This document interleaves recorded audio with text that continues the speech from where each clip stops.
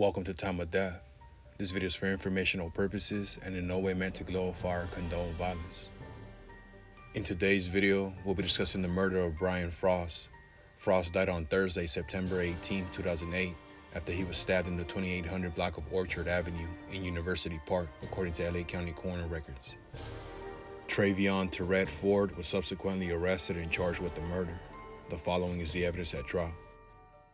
On the night of September 18, 2008, Nicholas Wisniewski, Christopher Funkhauser, and the victim Brian Frost were walking to an apartment of one of Frost's friends for a party when they passed by a sliding gate of an apartment complex. The three men had been drinking that night and they were somewhat intoxicated. The gate was open halfway, and when Frost walked by, he slammed it closed. The gate made a loud clang and the men continued walking. Funkhauser heard defendant call out and asked why he had slammed the gate. Frost responded that he had just closed the gate. Defendant then came out from the complex, and Frost and defendant had a heated conversation. Defendant then swung at Frost and hit him with a glancing blow. The two men began grappling with each other. A woman later identified as defendant's girlfriend, Anquinette Young, came out of the complex. When Wisniewski started to move towards defendant and Frost, Young stopped them by saying, "Don't you fucking touch him." By this time, defendant and Frost were both fighting on the ground. After several seconds, Frost gained control and pinned defendant to the ground by his shoulders.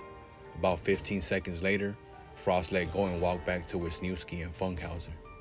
Wisniewski and Funkhauser didn't hear defendant say anything during the time he was pinned by Frost. Defendant then ran back into the apartment complex. Wisniewski, Funkhauser, and Frost began walking away. Funkhauser apologized to Young, saying that there was no reason for defendant and Frost to be fighting. Young responded by yelling at him. Wisniewski walked over and began yelling at Young. He told her not to yell at his friend and called her a fat bitch. Defendant then came back out. He shouted something at Frost and walked quickly toward him. Frost turned around, took a step toward defendant, put his hands up, and asked defendant what he was doing. Defendant shoved Frost, and the two men swung their arms and grabbed aggressively at each other for about 10 seconds before they stopped. Both men then turned and walked away from each other. Frost and Wisniewski crossed the street.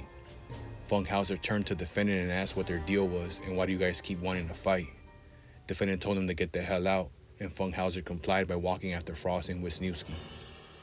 As Funkhauser reached Frost and Wisniewski, Frost paused, turned toward Wisniewski, and said, "Yo, dude, I think I just got stabbed."